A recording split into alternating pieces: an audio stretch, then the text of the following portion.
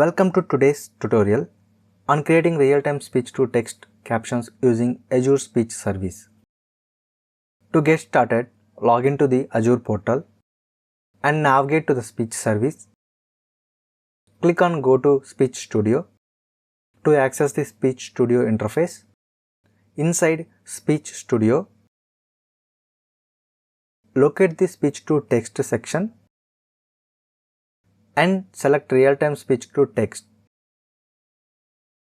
Choose your preferred language and either upload an audio file or speak into your microphone.